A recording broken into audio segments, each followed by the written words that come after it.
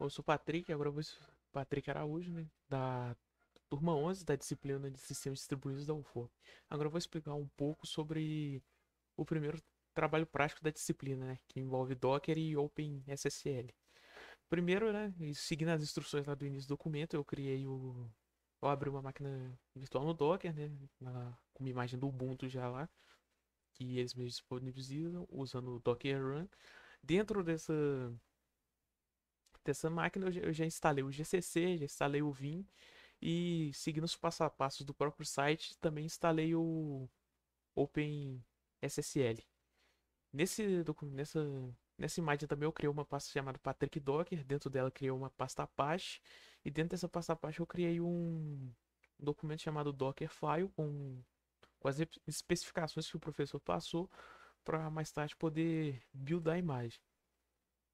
Isso- Então, depois, né, disso tudo, que era justamente as duas primeiras atividades, eu comecei a gerei um arquivo texto de uma pasta diferente, né, com o nome de Patrick Almeida, meu nome mesmo, para salvar um arquivo texto que o professor pediu com o meu nome lá e a turma, tranquilo. Na sequência, eu já comecei a utilizar o OpenSSL, né? A primeira coisa que eu fui foi gerar um conjunto de chaves OpenSSL e RSA, usando os comandos que o professor passou nas especificações. Depois eu fiz a extração de uma chave pública, também usando o OpenSSL. Depois eu gerei um resumo criptográfico do primeiro arquivo que eu gerei, né, que tinha meu nome e a turma, um resumo SH256. Depois disso eu criei uma hash, né, com os arquivos que eu tinha gerado no resumo criptográfico e salvei em um outro documento.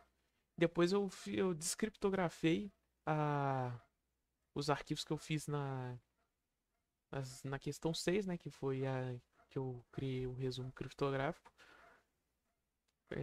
com a chave pública e também com a chave privada que eu tinha gerado lá no início.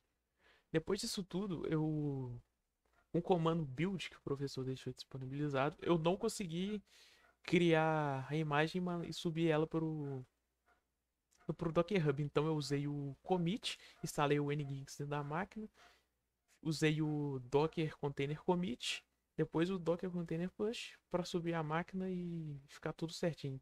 Eu vou deixar disponibilizado lá no muro o ID da imagem certinho para poder fazer o download e o link do vídeo. Obrigado.